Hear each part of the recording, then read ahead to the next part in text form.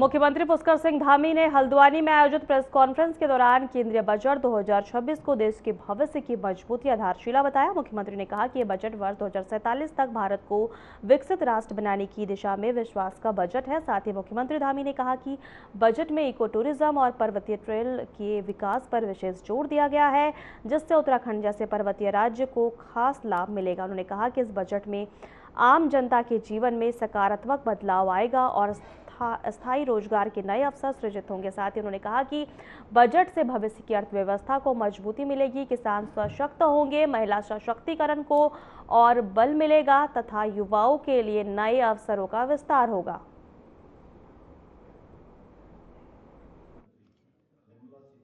उत्तराखंड राज्य को इस बजट से जो प्रावधान नए बजट में किया गया है, चाहे वो पर्यटन का क्षेत्र हो, महिला सशक्तिकरण का क्षेत्र हो, जल जीवन मिशन पेयजल योजनाएं हों या ग्रामीण विकास हो, पर्वतीय टेल्स बनाने की जो इसमें घोषणा की गई है, उन सभी से देवभूमि उत्तराखंड को विकास की संभावनाओं के अनेक पंख लगने वाले हैं। उत्तराखंड इस बजट से लाभान्वित होने वाला है। हम हर क्षेत्र में इस बजट पर समन्वय करके हमारी राज्य की सरकार, केंद्र की सरकार की सभी योजनाओं का लाभ लेगी। मैं आदरणीय प्रधानमंत्री जी का इस दूरदर्शी बजट को प्रस्तुत करने के लिए निर्मला सीतारमण जी को बहुत बधाई देता हूँ। उत्तराखंड की जनता की तरफ से आभार व्यक्त करता हूँ।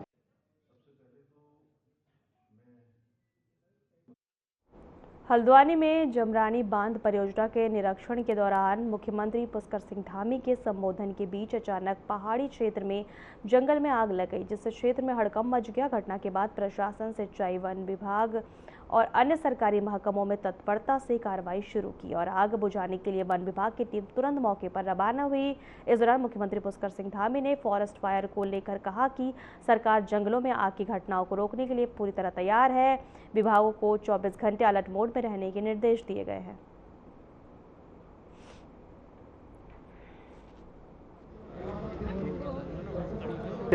इस बार ये हमारे लिए चूँकि पहले से ही ये चुनौती रहती है हर बार, और इसको सख्ती से हम लोग कोशिश करेंगे कि इस पर हम लोग काबू पाएं।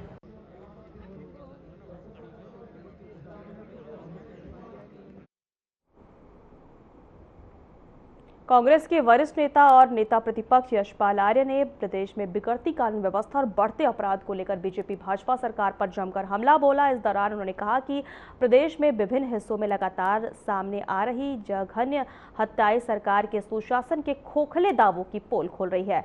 यशपाल आर्य ने प्रदेश के नागरिकों की सुरक्षा को लेकर भी गहरी चिंता व्यक्त की और उत्तराखंड में कानून व्यवस्था पूरी तरह ध्वस्त हो चुकी है।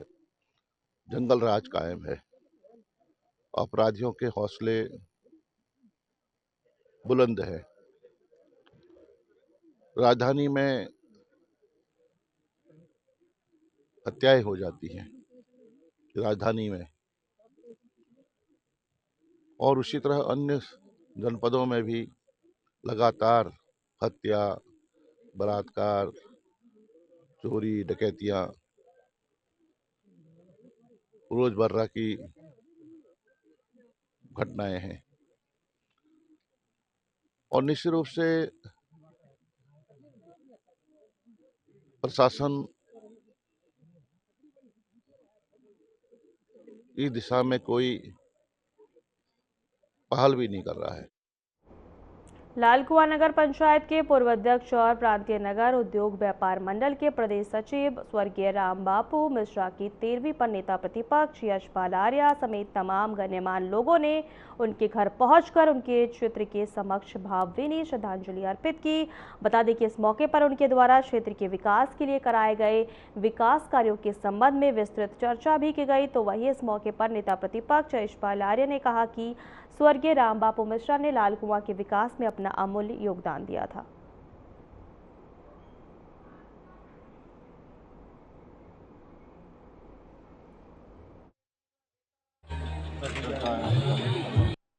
निश्चित रूप से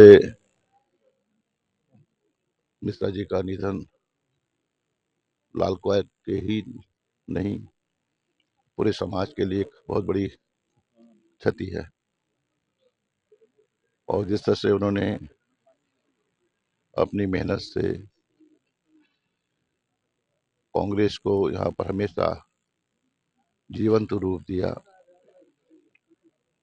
एक मिलनसार और सबके दुख। लालकुआं पहुंचे नेता प्रतिपक्ष यशपाल आर्य ने बिंदु खता को राजस्व गांव घोषित करने के मुद्दे पर भाजपा सरकार पर निशाना साधा। उन्होंने आरोप लगाया कि सरकार केवल घोषणाएं कर रही है, जबकि राजनीतिक इच्छा शक्ति के अभाव में अब तक शासनादेश जारी नहीं किया गया है। कांग्रेस नेताओं ने कहा कि 2006 के कानून के बावजूद बिंदु खता को उसका अधिकार नहीं मिला और सरकार मुद्दे से ध्यान भटका रही है। महंगाई चरम सीमा पर है। किसानों को इस बजट से क्या मिला? नौजवानों को क्या मिला इस बजट से? बजट पर हमारी निगाहें रहती हैं। पूरे हर व्यक्ति आज जागरूक है, शिक्षित है। वो देखता है कि ये गरीब भी देखता है कि आने वाला जो बजट है उसमें कुछ उम्मीदें खोजता है, कुछ आशाएं ढूंढता है। लेकिन इस बजट ने निराश किया है। सिर्फ मैंने कहा ना कि जनता को गुमराह करना, जनता को छलना, झूठे वायदे करना, ये इनकी फितरत है। और अब वक्त आ रहा है, अगर हम नहीं चाहते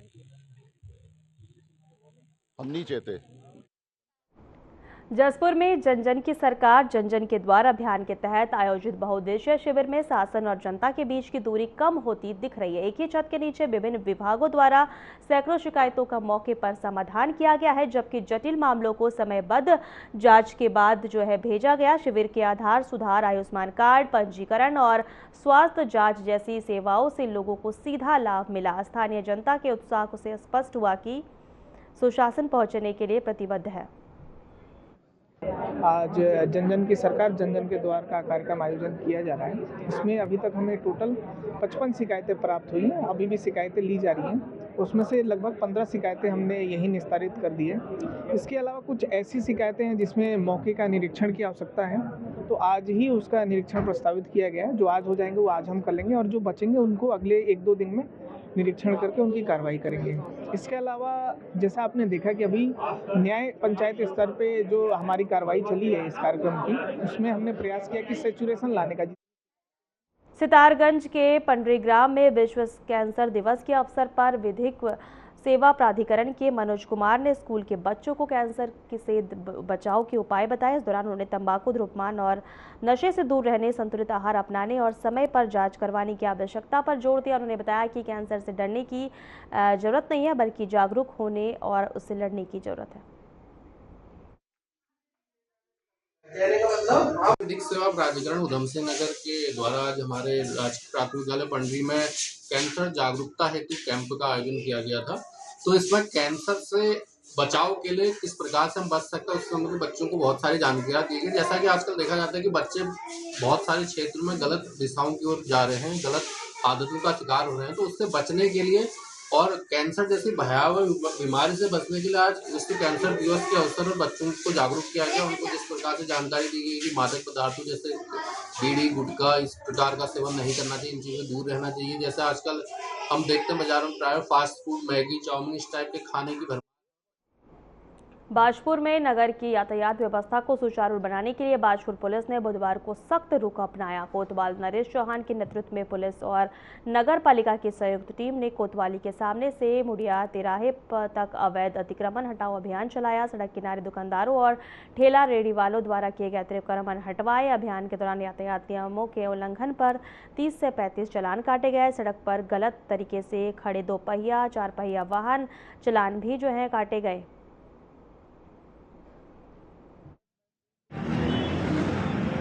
अतिक्रमण के खिलाफ अभियान चलाया है। पहले भी हमने अभियान चलाया था जिससे हमारी रोड व्यवस्था बिल्कुल दुरुस्त हो गई थी और इसी के तहत हमने आज ब्लॉक से और मुंडिया किराए तक अतिक्रमण अभियान चलाया, जिसमें हमने कई लगभग 30-35 के करीब हमने चालान भी किए। और जो हमारे ट्रैफिक के रिगार्डिंग हमारी जो गाड़ियाँ जो किनारे पे जो रोड में लगी थी उनका भी चालान किया गया। और जितना भी हमारा जो पक्का अतिक्रमण, कुछ अतिक्रमण ऐसा है जो कि पक्का अतिक्रमण है, उनमें उनको हमने 15 दिन का टाइम दिया है कि आप स्वतः ही ऐसा अतिक्रमण हटा लें। उनको 15 दिन का टाइम दे दिया गया है, अदरवाइज हम स्वयं इसको अतिक्रमण को हटा लेंगे।